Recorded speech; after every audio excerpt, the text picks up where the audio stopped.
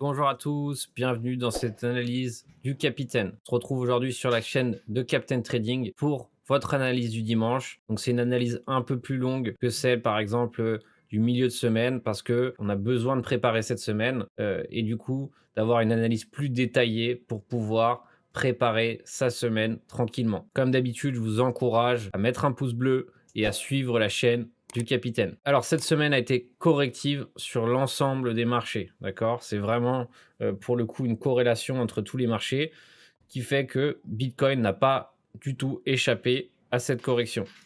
Par défaut, le mois de mars est souvent correctif pour le Bitcoin et même pour l'ensemble des marchés classiques. Donc voilà, le marché a corrigé à partir de lundi. Donc il a rebouché le gap qui s'était fait sur les CMI pendant le week-end parce que je vous rappelle qu'en début de week-end, on était à 56 000, on est monté à 58,4 avec une divergence baissière.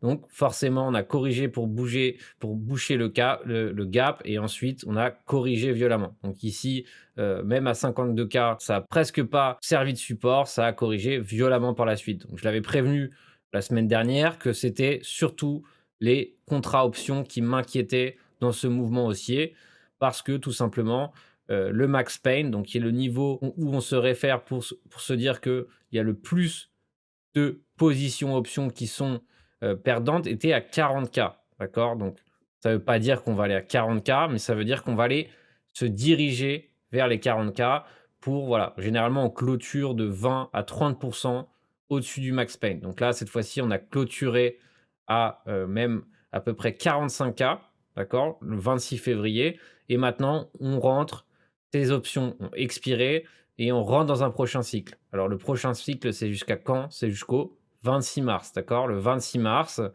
ça sera la fin des prochains contrats options où il y a le plus de volume. N'oubliez pas que maintenant, c'est vraiment les options qui dominent le marché dans le sens où les grosses institutions, maintenant qu'il y a, MicroStrategy et cetera, sont drivées par les options, d'accord? Ils n'achètent pas du bitcoin sans avoir des options, c'est-à-dire se couvrir à la baisse, avoir des stratégies de hedging et cetera et cetera. Donc vraiment, pensez-y, c'est le marché des options qui contrôle actuellement les prix ou en tout cas une partie du prix. Donc c'est très important d'avoir une notion là-dessus et de pas penser que voilà, on pouvait hausser indéfiniment sans, aller se diriger, pourquoi pas vers le max pain ou autre.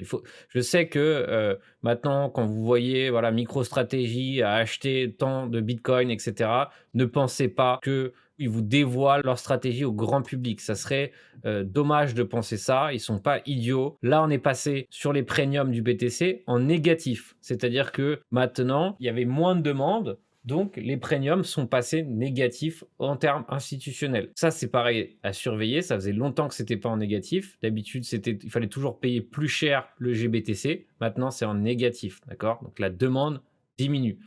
Je pense que le mois de mars, ça sera un mois de consolidation. Il y aura des faux signaux, achats, ventes et évidemment, tous les regards sont portés sur 42K. 42K, même 40, même 38, etc. Personnellement, d'entendre que tellement de gens veulent acheter ces niveaux me fait penser qu'on ne va pas y aller de sitôt. Évidemment, ça ne veut pas dire qu'on ne va pas y aller, c'est juste une intuition, mais le fait d'entendre qu'il y a tellement de gens qui attendent les 42K peut-être me fait dire que nous n'allons pas y aller tout de suite. Mon scénario que je vise, c'est un sommet en dessous du précédent et on se retrouverait un peu dans ce scénario là de janvier-février. On a eu ce sommet en dessous du précédent après avoir corrigé et ensuite on a corrigé, on a fait semblant de casser ce creux et finalement on a rebondi et on a recommencé le bull run. Et là, on pourrait se trouver dans un scénario similaire. Je ne pense pas que ça soit la fin du bull run. Je pense que ce mois de mars, on va corriger, consolider, mais je ne pense pas que ça soit encore la fin. Évidemment, je peux me tromper, mais en tout cas, il est bien trop tôt pour faire des pronostics sur début de fin de bull run. Donc je pense que maintenant que le Bitcoin consolide, on va voir peut-être les altcoins qui vont reprendre du terrain. D'accord? Si un Bitcoin est extrêmement haussier, c'est difficile pour les altcoins de surperformer. On va voir que l'ETH BTC est sur une zone intéressante. Ici, on voit que c'est les 61,8. On voit ici qu'il y a du support. Donc, on pourrait penser qu'il trouve son support ici, d'accord? On va mettre par exemple en 4 heures et en 4 heures, notre référence, c'est ici. Si on voit que les 0,033 sont franchis, on aura une tendance haussière 4 heures sur le THBTC et ainsi, la tendance pourra peut-être devenir haussière aussi en daily et dans ces cas-là, on aura un marché qui sera largement favorable aux altcoins. Ça sera la confirmation. Maintenant, on peut regarder un peu la donne sur les exchanges en général. Exchange Perp, donc avec tout l'index FTX que vous pouvez acheter directement sur FTX, qui reprend la majorité des altcoins. Donc, il est en train de consolider. D'accord. C'est en train de consolider. On a un creux ici, un creux ici. On a un niveau d'invalidation qui est ici. C'est-à-dire que si vraiment on franchit les 5600, 5700, on sera en tendance baissière et là, il vaudra mieux ne pas l'acheter. En revanche, ici, pour l'instant, on a un creux qui est au-dessus du précédent.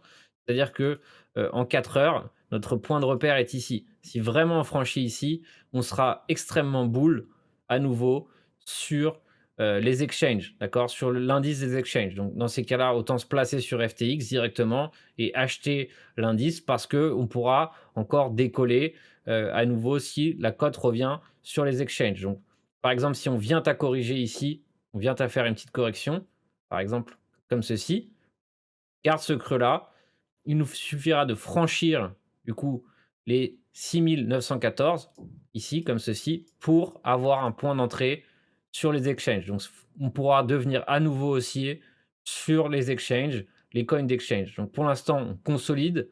Et pareil pour le privacy perp, c'est exactement le même cas de figure. Donc reprenez l'analyse que je vous ai faite ici, vous la copiez-collez au privacy et vous avez le même plan. Donc pour l'instant, ça consolide. Pareil pour le sheet perp, etc. On est tous dans la même situation de consolidation, encore de l'indécision. Donc évidemment, rentrer en indécision, c'est prématuré. Donc ça dépend de votre stratégie. Je ne peux pas avoir une stratégie à votre place. En revanche, quand vous attendez un signal net comme celui-ci, vous pouvez être plus tranquille et dans ces cas-là, vous savez que vous achetez dans le sens de la tendance. D'accord. Le Alperp, il est pareil. Et lui, en revanche, il est en cours de franchissement. D'accord. Si on franchit cette zone, ici, donc on n'est pas loin, on sera bull sur l'indice des altcoins. Donc là, vous achetez l'indice sur FTX et c'est pareil, vous vous retrouvez comme si vous achetiez la majorité des altcoins qui sont inscrites dans cet indice, d'accord. Et dans ces cas-là, si on est haussier ici, vous achetez l'indice, vous pouvez performer avec l'ensemble du panier qui est inclus dans l'indice, d'accord.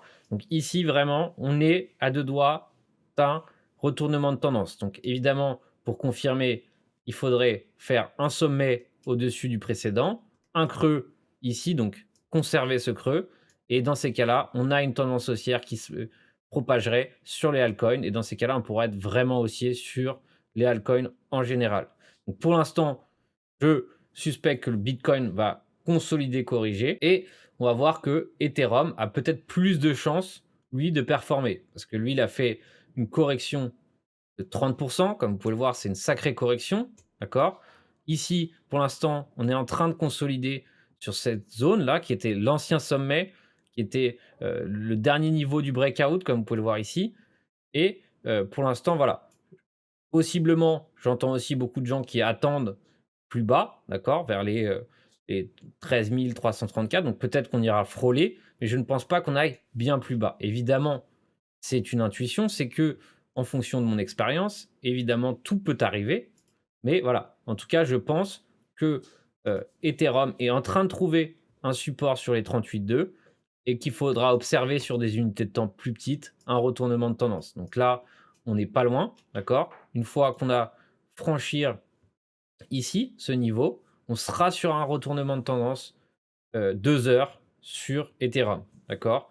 Et dans ces cas-là, personne ne touchera à ce niveau que tout le monde attend des 1300, d'accord. Donc ici, niveau à surveiller, si on franchit les 15 569, on sera sur un retournement de tendance 2 heures qui pourra se propager en 4 heures et ensuite en daily, d'accord. Mais je pense que Ethereum va surperformer le Bitcoin. C'est ce qui se passe quand le Bitcoin est en consolidation. Donc, comme on l'a dit tout à l'heure, ici c'est pareil. Si on a un franchissement, on aura du coup un ETH-BTC haussier, ce qui sera favorable pour les altcoins. Donc je m'attends les semaines favorables pour les altcoins et un Bitcoin en consolidation qui va certainement nous donner de faux signaux haussiers baissiers avant de nous donner une vraie direction. Mais je ne pense pas que c'est la fin du bull run, d'accord. Tout est possible, évidemment, ça pourrait s'arrêter demain, Il faut le savoir, il faut être prêt aussi, hein. Il ne faut pas se dire: «Ah mais si j'avais su, j'aurais dû prendre des profits». Non, prenez votre profit au passage, c'est très important. Personne ne va le faire à votre place. C'est-à-dire que, je sais qu'on peut être euphorique, on peut, voilà, être, optimiste, mais si vous prenez pas vos profits, personne va le faire à votre place, d'accord? Tout ce qu'on a, le marché, si vous le donnez et vous le gardez et que vous ne prenez pas vos profits, le marché, vous le reprendra, d'accord? Ici, si vous n'avez pas vendu, quand l'Ethereum était à 2036, que vous avez acheté ici, par exemple, vous n'avez rien gagné à ce jour. Alors que si vous étiez payé par ici, vous auriez gagné. Donc c'est à vous de voir, c'est votre stratégie. Mais voilà, n'oubliez pas de vous payer, c'est très important. Je vous rappelle que j'ai une formation gratuite qui est disponible sur ma chaîne YouTube. Je vous invite à la regarder. On va maintenant voir l'altcoin qui a été choisi par la communauté. En commentaire, il y avait beaucoup de commentaires sur le VET. Donc c'est le VET que je vais choisir. Et pour être extrêmement précis, j'aime avoir aussi le VET contre le BTC. N'oubliez pas que si vous tradez la crypto-monnaie, comme quand on parle de dollars, ici pour nous, c'est le Bitcoin, le référent, d'accord? Et on est haussier sur le VET BTC, ce qui est extrêmement positif pour le VET. On voit que par ici, on a une résistance qui nous attend, d'accord? Donc, très probablement, très bientôt, on aura du coup le prix qui va résister sur ces niveaux à 100 Satoshi. Et ici, on voit qu'on a un shop chargé en daily, d'accord? Ça veut dire que le VET est prêt pour un prochain mouvement. Alors évidemment, ce mouvement pourrait être un mouvement baissier, mais statistiquement parlant, vu que le VET BTC est haussier, que la tendance ici est haussière, statistiquement parlant, il a plus de chances de hausser. D'accord? Donc là, il est prêt pour un mouvement haussier et certainement très bientôt. Un shop chargé comme ça ne reste jamais chargé si longtemps, évidemment. Et il y a un point, par exemple, comment je fais en sorte de savoir si je rentre, que je sors d'un trade. J'ai un point d'invalidation. Par exemple, je me dis, voilà, ici, si le prix franchit cette zone, je serai invalidé. Si le prix arrive à 27 500, je serai invalidé. Et dans ces cas-là, qu'est-ce que je fais? Je place ici mon stop loss, on va dire, voilà, et je vais chercher au minimum, on va dire le haut, ici, ça nous fait quand même 48% et on a un ratio de 1,50. Alors, après, c'est à vous de voir si vous voulez du coup avoir un stop loss plus serré et du coup réajuster votre ratio, c'est à vous de voir, d'accord? Moi, tout ce que je sais, c'est que j'ai un point d'invalidation et sur les altcoins, je préfère être large tout simplement. Donc là, si le prix ne vient pas franchir les 2,9 centimes, on pourrait se dire que, il serait plutôt favorable à une prochaine hausse, aller chercher au moins ici les 0,60 et pourquoi pas plus loin, d'accord? C'est comme ça que je procède dans mon analyse technique. Toujours un point d'invalidation. Alors 2 coins qui étaient largement demandés aux commentaires étaient le Swissborg et l'AV. Donc on va d'abord commencer par AV, qui se trouve dans une configuration extrêmement intéressante. Pourquoi? Tout simplement parce que nous sommes sur l'ancien sommet, donc qui était l'ancien sommet avant le breakout. Donc comme vous pouvez le voir, c'est ce niveau qui a servi précédemment de résistance avant d'avoir une énorme impulsion haussière. Donc pour l'instant, on conserve ce niveau.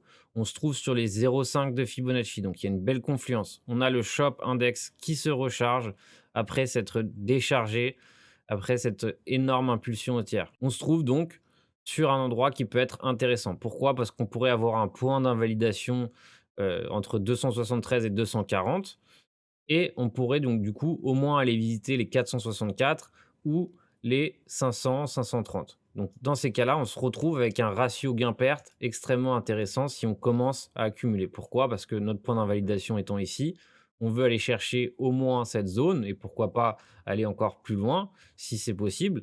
Mais voilà, ici on a un ratio de 2,27, ce qui nous fait un ratio extrêmement intéressant.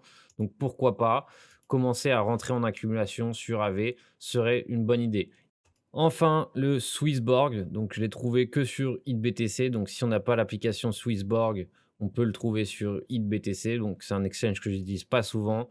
Il est en consolidation. On a eu un fake out, on a réintégré, fake out, réintégration. Donc pour l'instant, il consolide. Et comme on peut le voir, il consolide par palier. Précédemment, il avait consolidé pendant des mois avant d'exploser à la hausse. Pourquoi pas nous faire la même chose, encore consolider un certain temps. Pour l'instant, le shop est à moitié chargé, donc pourquoi pas le laisser consolider. Mais pour l'instant, il est en tendance haussière, donc ça reste assez haussier pour le Swissborg. Voilà pour cette analyse du dimanche. Comme d'habitude, si ça vous a plu, je vous encourage à suivre la chaîne du Capitaine et surtout à me mettre en commentaire votre prochain altcoin que vous voulez que j'analyse. N'oubliez pas, si vous voulez utiliser mon lien d'affiliation FTX, vous bénéficiez de 5% de frais à vie et en plus, vous participez au développement de la chaîne du Capitaine. Je vous invite à vous rendre sur mes différents réseaux sociaux, sur mon site internet où j'ai un nombre important de tutoriels et la petite nouveauté, c'est la newsletter que je suis en train de mettre en place. Donc, je vous invite, si vous voulez être les premiers à recevoir cette newsletter avec des tutos,